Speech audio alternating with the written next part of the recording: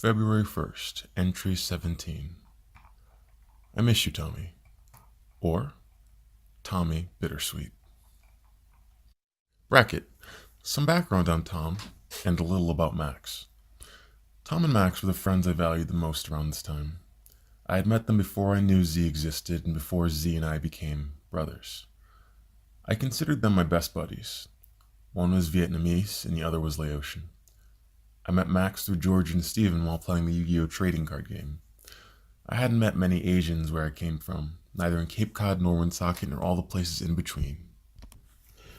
I thought of them, both, as physically exotic, attractive, and interesting.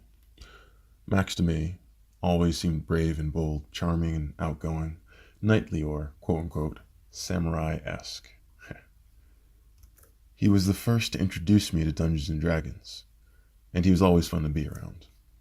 Over time we became closer and voluntarily spent a lot of our free time together. As a direct result of this, he became very important to me. At the time of writing this, I lament that we let our friendship fall into disrepair, because I lacked the insight to make things better between us. However, I think I was closer with Tom first. I remember one of the first days I saw Tom in gym class back in high school. I thought he was gorgeous, but had no reason to or excuse to approach him aside from my interest in him. I casually and surreptitiously observed him during gym sometimes, but let it go outside of gym class. Then, one day, after my friend George suggested that I try running for the high school track team with him, I saw him. Tom was winning track team too. I watched him do the hurdles. He didn't run very fast, but he was very graceful. Almost beautiful. In a masculine sort of way. I was captivated, but I tried not to stare. I decided then that the simple fact that he was here, as well, was a good reason to continue to endure track. I may have been on the track team before then, the previous year, but since then had thought I could just exercise on my own and of my own volition rather than being pressed to run at everyone else's pace on the track team, or behind them due to my lack of competitive spirit. It was more for fitness purposes.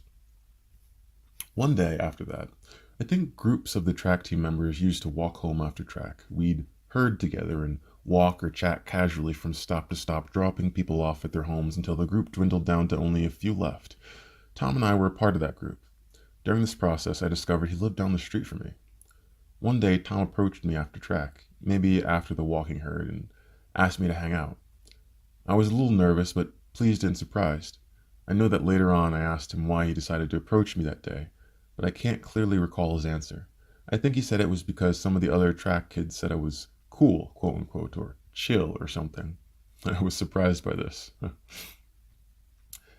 Also, while writing this commentary, Ben interrupted me and made me write 2 quick haikus to test his pencil quality.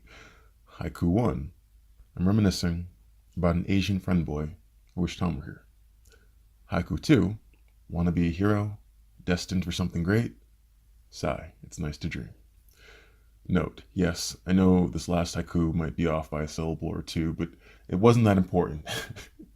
Note 2, fine, I admit it. The sharpened pencil quality of a lead pencil feels greater than that of an automatic pencil.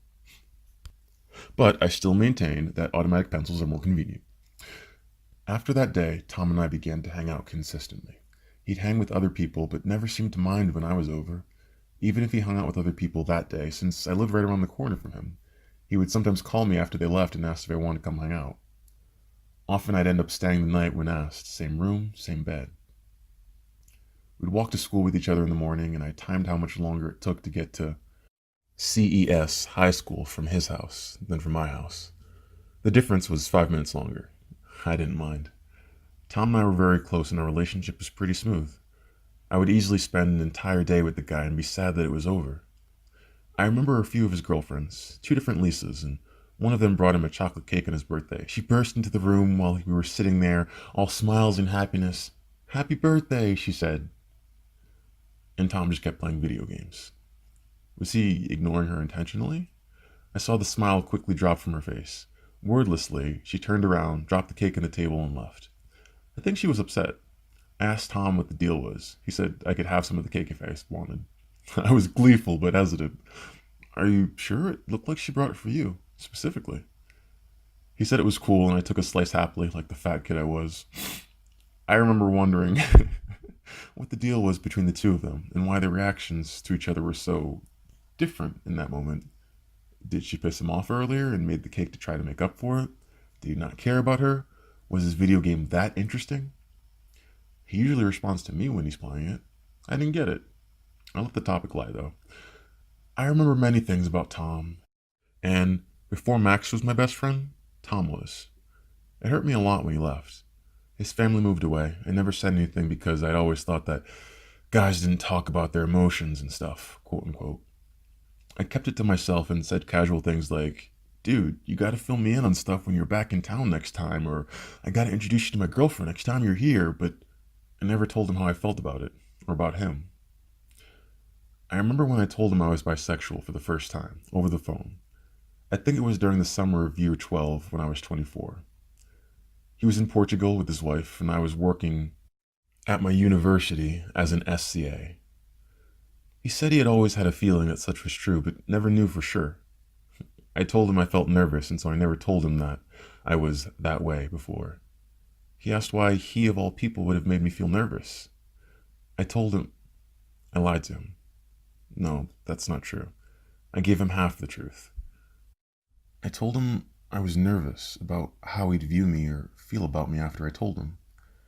I didn't want his feelings to change negatively towards me. He assured me that they wouldn't have.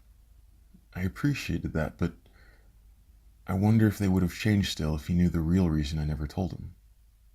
I never told him because I was in love with him.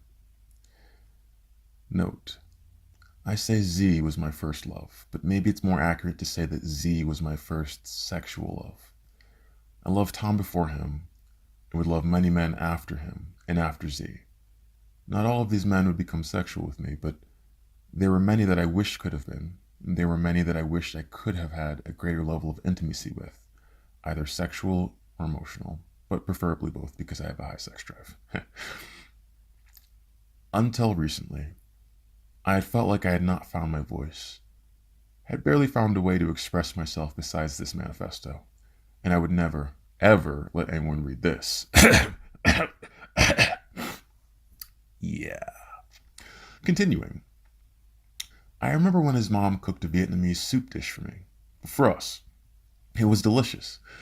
I remember when he came back to visit and was sitting on top of the car, on top of his red car. I noticed his legs were wide open, but casual. Jokingly, he told Stephen to suck his dick. Steve jokingly replied, "Don't ask me, ask Khedive." Everyone turned to look at me. I just stayed quiet and considered it, saying nothing.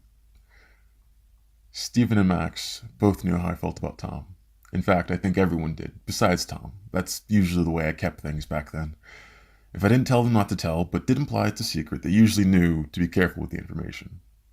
I wonder now, though, if telling my friends was done subconsciously in the hopes that someone would pass the info along to him.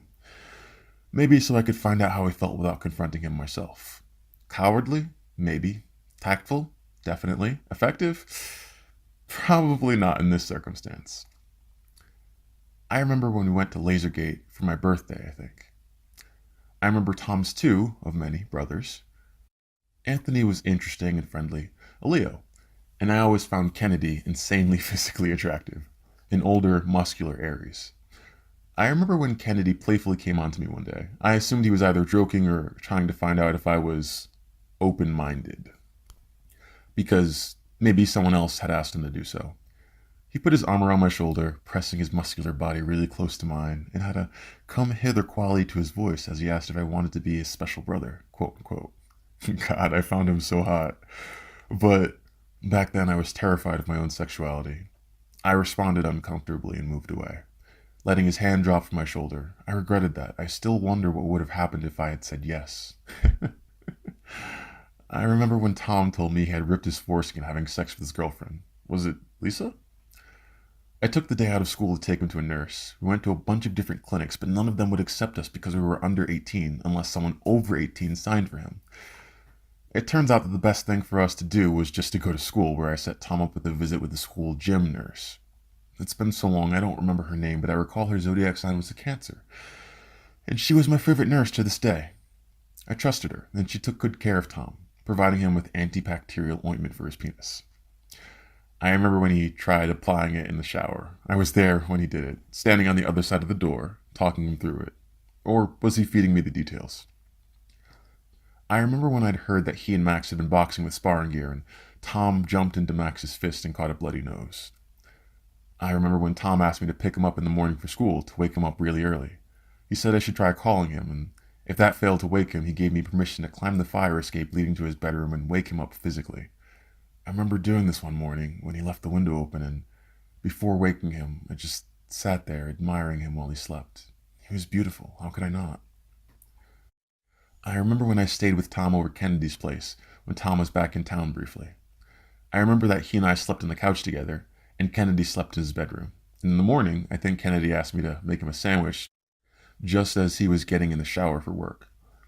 I wanted to bring it into the bathroom to him, for obvious reasons, but just waited outside the door and told him it was ready. I remember when Tom and I used to play Dungeons and Dragons with Max, Steve, and the rest of them. Tom played a drunken monk named Tommy, and, well, Tommy was always drunk. I miss D&D with Tom.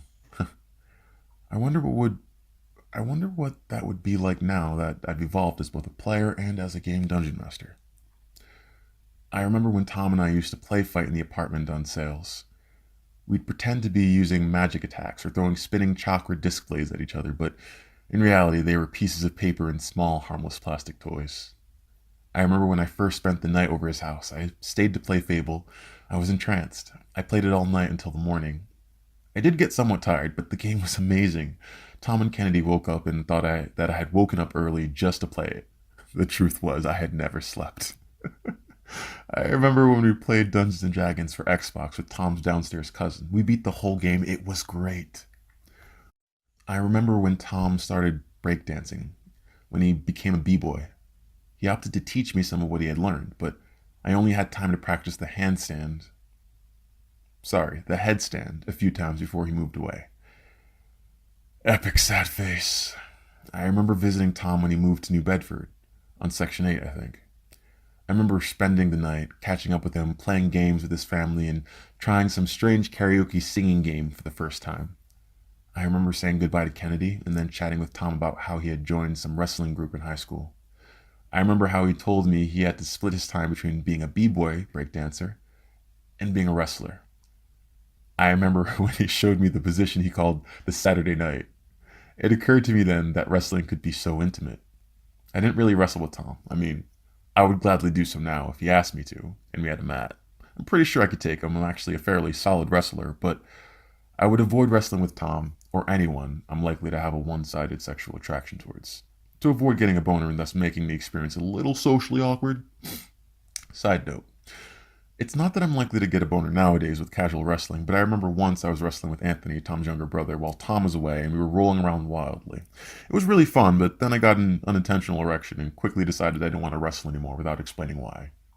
The point was, I remember a lot about the people who are and were important to me. In this case, it's Tom, but in reality, there are so many more people that I have an equal number of significant memories with or about.